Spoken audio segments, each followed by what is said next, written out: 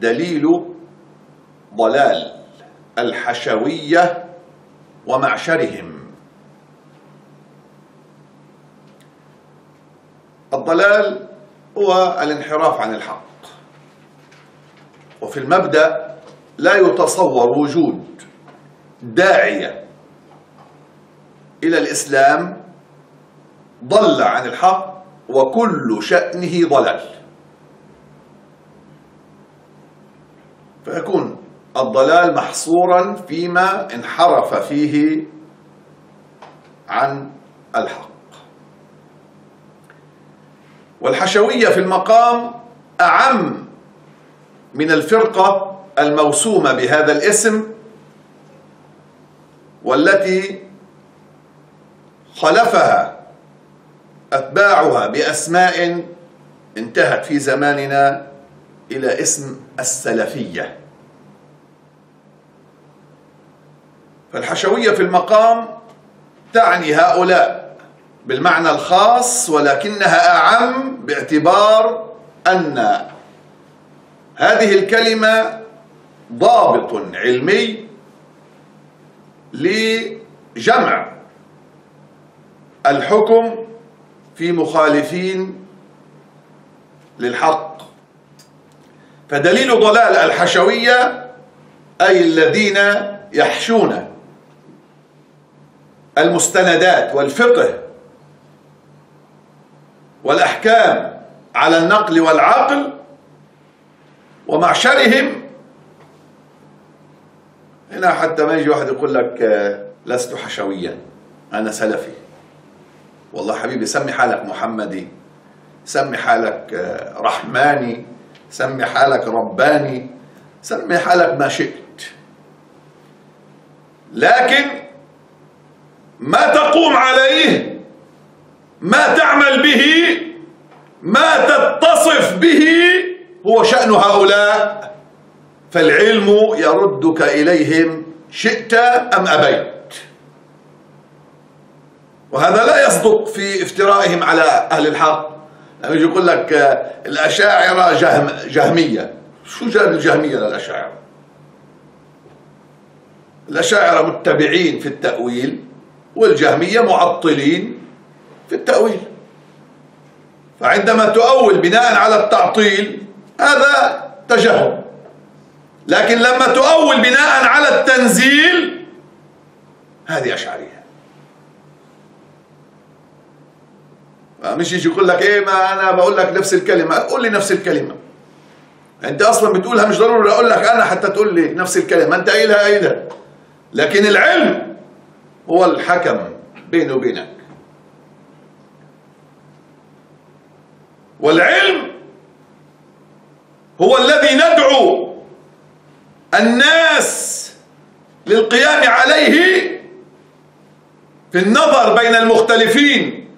نقول ذلك للسامعين مطلقا من أصحاب وأتباع ومدعوين. ابنوا على الشعائر لا على المشاعر. قومي وعشيرتي وأهل بلدي، أصحابي وأسرتي، دعك من هذا الأمر.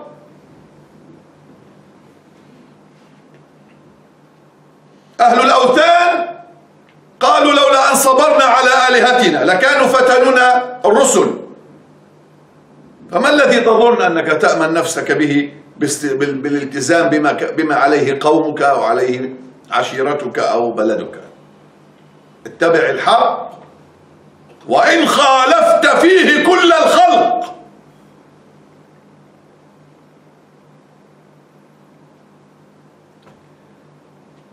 فالمعشر هما الأمثال. أصل كلمة المعشر أنا نعللها إذا بدنا نجمع المعاني اللغوية لها تطلع الأمثال. لذلك قال النبي صلى الله عليه وسلم يا معشر الشباب، يعني أيا كانت أحوالكم، من هم في سن الشباب لهم هذا العلاج. فهو يخاطب النوع، إذن يخاطب الأمثال في هذه الصفة. يا معشر يا أيها الأنواع الذي يجمعهم سن الشباب. واضح الكلام؟ يا أيها الأمثال في هذا الوصف. دليل ضلال الحشوية ومعشرهم شو هو؟ إنه الشيخ طارق عم بقول إنهم مضلين. هيك؟ كيف لا يا حاج؟ ما هو عم بقول. خلص، ما هو لما بقول للشيخ طارق هيك، مش هيك تربينا، مش هيك بنعمل نحن يا خيي؟ مش هيك يا يوسف؟ لا مش هيك. دليل ذلك الحكم التالي المسند إلى مصادره. فدليل ذلك براءة العقل من فكرهم. فمن وقف على العقل مجردا عن الأهواء والظنون وجد أن العقل بريء من هؤلاء، بريء من الأحكام العلمية سواء كانت أصلية أو فرعية التي يدعيها هؤلاء، سواء كانت في مجاله الخاص أو في مجاله التوسلي، حيث يكون سببا ووسيلة لفقه الدين، لفقه التنزيل الذي جاء في الرسالة الإلهية. واضح الكلام؟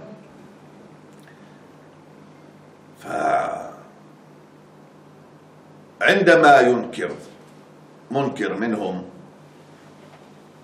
المجاز مثلا، عندما ينكر منكر منهم استواء الحكم بين المتماثلين في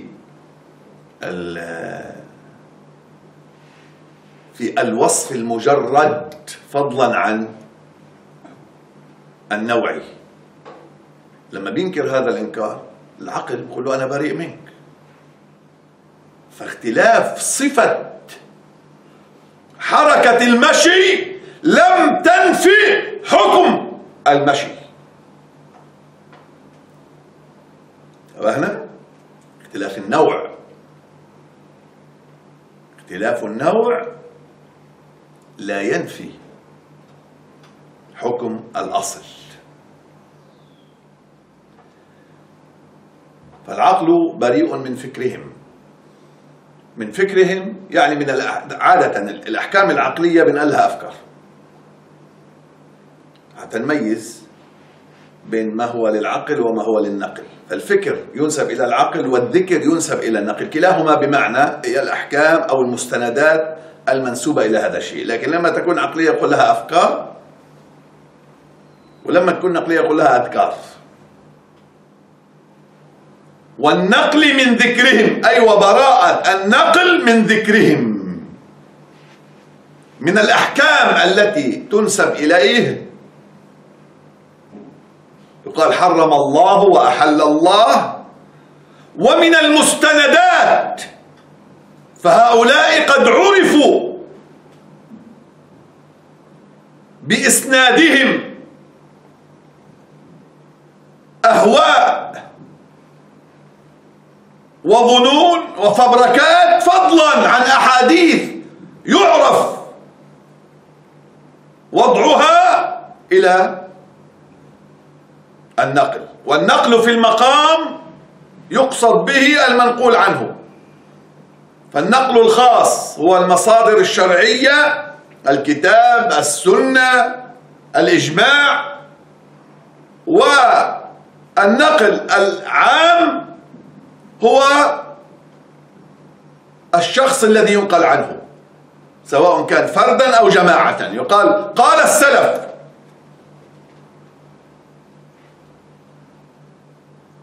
ولا زال التحدي قائما لهؤلاء، فليأتونا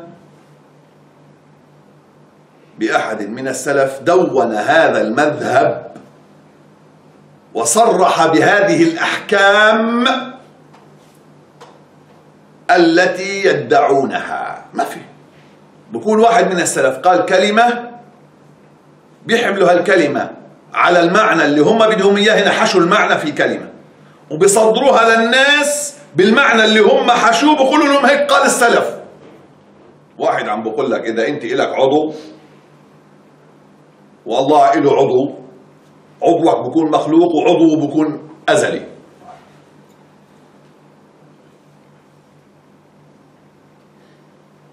هذا مش عم تخاطب عقل يعني. كيف عرفت الله انه موجود؟ لانه خلق الاجسام وخلق الاعراض وخلق طيب كيف عرفت انه الله موصوف؟ لانه له جسم وله اذا الجسم بدل على الله، كيف بده يكون رب؟ هذا الجسم له جسم. النقل بقول لك قال السلف، قال فلان من السلف، ما في لا قال ولا قول. يا كلمة بيجيبوها بيضيفوا عليها لفظ، يا بيضيفوا عليها فهم، وبيروجوا للناس بالوهم وهلم جرى. وشهادة الواقع على نبوءة هرجهم، في واقع يؤكد آية من آيات الله عز وجل. يقول النبي صلى الله عليه وآله وسلم، صلوا على الحبيب: إنما أخاف عليكم الهرج. قالوا: وما الهرج يا رسول الله؟ قال: القتل. قال: أكثر مما نقتل من المشركين اليوم، إنا لنقتل كذا وكذا. قال: ليس قتل المشركين ولكن قتل بعضكم بعضا. إحنا المسلمين نقتل بعضنا بعض يا رسول الله؟ قال: وفينا كتاب الله؟ قال: نعم وفيكم كتاب الله. إذن عم نرجع كلنا لكتاب الله. قالوا: ولنا عقولنا؟ قال: لا، تنزع عقول عامة أهل ذلك الزمان ويبقى هباء من الناس يحسبون أنهم على شيء وليسوا على شيء. فمن شهد العقل بضلال فكره والنقل بفساد ذكره يحسب أنه على شيء وليس هو على شيء. هذا الهباء والهرج. يكفي أن تنظر إلى هؤلاء المعشر، إن فرقتهم الأعلام فقد جمعهم العلم. فأيا ما كانت الأعلام فعلمهم واحد. خلينا نشوفهم شو عم بيعملوا. عم بيحاربوا من؟ اليهود. همهم يهدوا مقام ويهدوا مسجد ويقتلوا المسلم المخالف. قتلوا بعضكم بعضا. قلت: أعظم موبقات الحشوية. الموبقات كلمة أيضا يجمعها اللي هي يعني أكبر المعاصي، أكبر المخالفات. الموبقات هي الأشياء الكبيرة من العصيان أو الخطأ أو الزلات أو ما في معنى ذلك. واضح الكلام؟ أعظم موبقات الحشوية في تزيين مذهبهم. التزيين إما أن يكون لإظهار الجمال، يعني خلينا نقول الأصل في التزيين هو إظهار الجمال، وذلك إما أن يكون لإبراز الجمال أو لتجميل المظهر البطال. هؤلاء يزينون مذهبهم، يظهرون مذهبهم بمظهر حسن. ولما نقول موبقات وكذا معناها عم نقول انهم عم يخدعوا الناس، يعني عم بيظهروا القباحة بصورة حلوة، ما هيك؟ أعظم موبقات الحشوية في تزيين مذهبهم الانتساب إلى السلف وانتحال النسبة اسما لحزبهم. أما الانتساب فإحنا نقول لك إحنا على منهج السلف، نقول ما قال السلف ونفعل ما فعل السلف ونقتدي بالسلف. وانتحال النسبة اسما لهم مثل ما صاروا اليوم، قالوا احنا سلفية، حزب السلفية، فرقة السلفية، مذهب السلفية، منهج السلفية، في يعني اتخذوا لحزبهم هذا الاسم. عظمة الجرم في ذلك أنهم يغشون الناس فيه بسلفية فقههم. يعني لما بقول لك قال الله، تيجي عندي بقول لك أنا قال الله، واضح؟ يعني ممكن العامي بقول لك يا أخي هذا فاهم هيك وهذا فاهم هيك، بس لما بيجي هذاك المنحوس بقول له أنا على فقه السلف، أنا سلفي. شو صار عند العامي؟ بقول لك يا أخي إذا السلف اللي هن الصحابة والتابعين فهموا هيك، يعني أنا بخالف فهمهم وبرجع لفهم الشيخ فلان أو من جاء من بعد هؤلاء السلف، حتى شفنا وين بؤرة الجريمة، تبعنا وين يا حبايبي؟ فلما يقول لك أنا على منهج السلف أو يقول لك أنا سلفي، هو عم بيوهمك إنه السلف يقومون على ما أنا عليه فيغشون الناس بسلفية فقههم. الناس بصير تتوهم إنه الفقه اللي هؤلاء عليه هو ما كان عليه السلف، فكذب وبهتان مضاعف. فهذه العيون العلمية على الحشوية. فمن شاء أن يتبع العلم فقد سمع حكمه، ومن شاء أن يتبع الهوى فالله عز وجل خصمه.